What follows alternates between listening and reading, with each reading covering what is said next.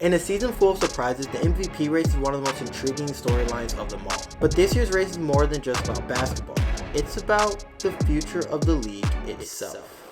Now, before we get into this MVP race, let me give you a little personal anecdote about my life. Now, I have this Instagram group chat with a bunch of my friends and we argue basketball every day like most other people do. And every time the argument comes to basketball, two of my friends end up taking over the conversation. Now, if you know me at all personally, I am a huge instigator and I love to instigate these conversations. So I always end up sending something in there for me to get a good laugh because I know these two are going to go back and forth. Now, both of these guys, they have two different viewpoints on how the game of basketball should be evaluated. One of them, who we will call Justin for the sake of this story, is the prototypical eye test critic. He's one of those guys you'll see on Twitter who will argue all day about who has a bigger bag, and if you don't have a bag, you're not a good NBA player. For context, his GOAT is Kevin Durant, for the sheer fact that he dribbles like a point guard at 7 feet tall. Now, my other friend, who we will call Daniel for this story, well, he is the analytical smart guy of the group. He knows every stat known to man. I mean, this guy is basically a walking stat muse. For him, Kevin Durant could never be the greatest player of all time despite his efficiency, because Durant's numbers, well,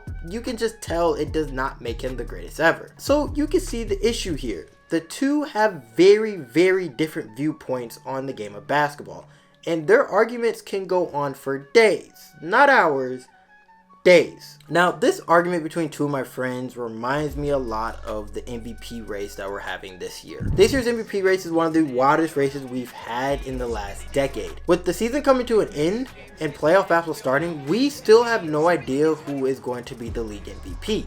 There's no clear favorite this year. This race features three of the league's brightest stars: Nikola Jokic, Joel Embiid, and Giannis Antetokounmpo. All of them have a legitimate case of winning NBA MVP. Nikola Jokic is on pace to win his third MVP in a row, something that no player has done since Larry Bird's incredible 1984 to 1986 run. I mean, not even Michael Jordan, LeBron James, or Kobe Bryant have ever won 3 MVPs in a row. Jokic's Denver Nuggets have the best record in the West, and he's averaging a near triple-double on 24.9 points, 11.9 rebounds, and 9.9 assists a game, and with some of the best advanced stats the league has ever seen. Joel Embiid, well, he's having the best year of his career, and his Philadelphia 76ers are currently one of the top teams in the East. Embiid leads the league in scoring at 33 points a game, to go along with his 10 rebounds, 4 assists, 1 block, and 1 steal a game. As you can tell, I added in his defensive stats with Joel Embiid because that is a big case for him. He has been a defensive juggernaut all season with clutch defensive plays like the one on Ja Morant. Giannis Antetokounmpo is regarded as the best player in the world. His Bucks currently have the best record in the league, and his number 2 guy, Chris Middleton, has missed the majority of the year. Antetokounmpo, who already has 2 MVPs before,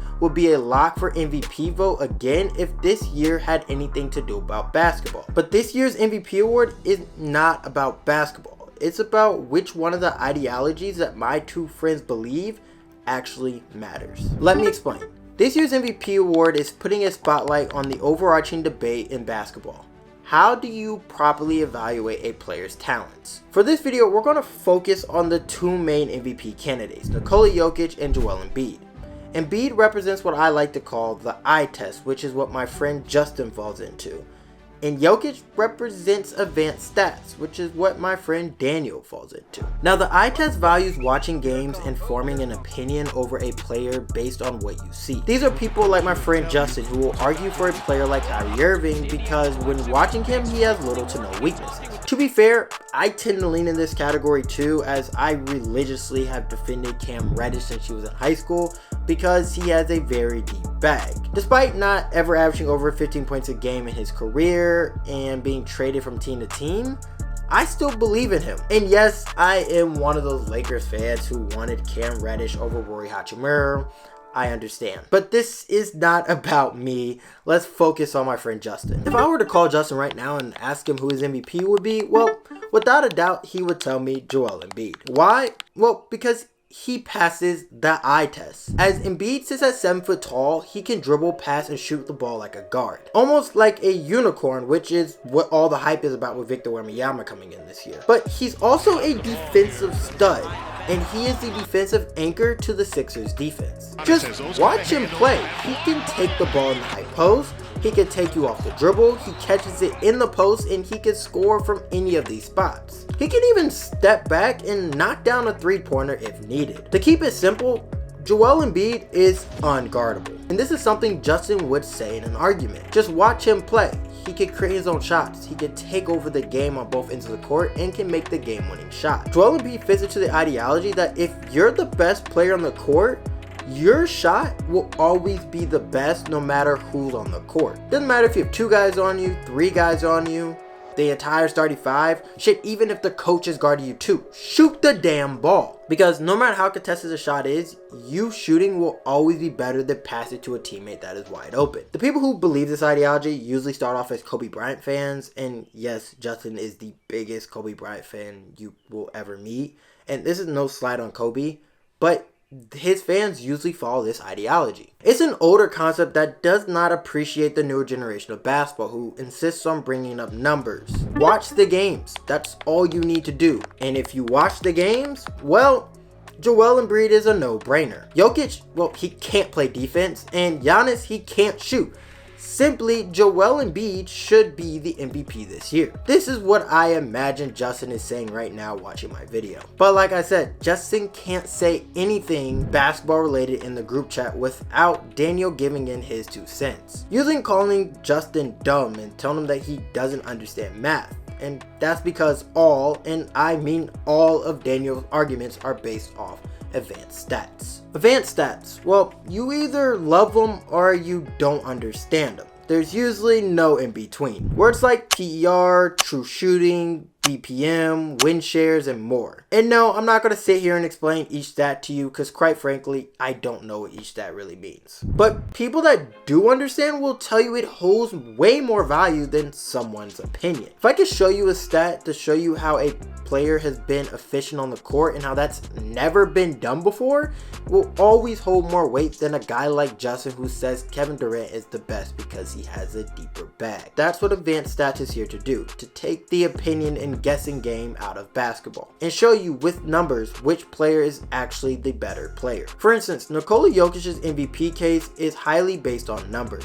Although he is not top 10 in points this year, he is averaging a near triple-double with amazing advanced stats. This season, the Nuggets operate as the best offensive team in league history. The Nuggets have an offensive rating of 127.7 when Nikola Jokic is on the court, which is completely opposite when Nikola Jokic is off the court. They rank dead last and worst in offensive rating since 2016. If you look at Nikola Jokic's PER, which is regarded as the best stat at basketball, he is having an historic season. The 4th best single season PER ever, only to be beat out by Will, Giannis, and himself last season. And I can hear my friend Justin now. But what about the defense, he yells. Well, this year Nikola Jokic is top 10 in defensive ratings, ahead of players like Bam Adebayo and reigning defensive player of the year, Marcus Smart. So according to stats, he's a great defensive player also. And at this point, this is when Daniel's doing victory laps around Justin in the group chat. But that's when Justin will fire back with the highlights. Numbers say Jokic is a great defender, but his defensive numbers are increased based on how well his team plays around him. As an individual defender, Jokic is shit. In fact, he does not rank top 15 in blocks or contested shots among all NBA players. Meaning that Jokic, despite how well his defensive rating is, really is not impacting the game on the defensive end as a center. You usually want your center, your last line of protection, to block or even contest shots. So him being not even in the top 15 is definitely a warning sign for the Denver Nuggets. And that's when we come back to Justin and Daniel at an even playing field, as both of their arguments have canceled out each other. Joel Embiid has the best eye test case on both ends of the court. Nikola Jokic has historically great numbers that you cannot ignore. And Giannis, well, like I said before, it's not about basketball, so let's not talk about him. This is about who wins the argument in my group chat. Justin, the eye test guy, or Daniel, the advanced stat whiz. Oh, and there's something I forgot to mention, their race. Well, Justin is black and Daniel is white. And if you don't think it has a part to play in this debate, well, just click off the video right now. Because no matter how you want to look at it, race always is involved in sports. I think once if you're a white player, cross the threshold to undeniably great, you get a few bonus points. Right. Now, before we get into this next session, I have to admit something. Nikola Jokic is white, and Joel Embiid is black. There it is. Cat is out the bag. In usually most MVP races, I would never speak on things like this. Like I said multiple times, this MVP race is not about basketball. This is about who wins the argument and which ideology is truly the best. And let me take you through it. Racial bias has always existed in sports, no matter if you like it or not. Look at football. If you have two top quarterbacks, one black and one white, the black quarterback will often get praised for his athleticism, much like Lamar Jackson. Well, the white counterpart, well, he will be praised for his football IQ and his intangibles. For us regular people, you'll be lying to yourself if you say you go to play pickup basketball and you see a white person, don't instantly think to yourself, oh yeah, he's a shooter. And it's fine, it's normal, we all do it. But that does not make us racist. The argument used against Perkins is that the majority of MVPs are black, so there cannot be a racial bias if most of the NBA's MVPs have been black. Well, if people would actually use their brain for 2 seconds and realize that only 17% of the NBA is white, then it's common sense that why we don't see more white players win the MVP award. But Perkins' point was more than just white voters. The simple fact is that Jokic is a player who benefits from his advanced stats, and most white voters tend to have an analytical background. So naturally, when evaluating players, they will fall back on what they know. Let me give you an example. Let's look at last year's MVP votes, and let's look at two guys in particular. Kevin Pelton was among the 65 white voters last season, and currently works as a writer on ESPN. Before joining ESPN, Pelton worked for Basketball Perspectives, which provides some of the best basketball analytics in the game. He was also a co-author of their A Starting Point of Analyzing Basketball Statistics paper. So as you can tell, Pelton has a love for basketball analytics.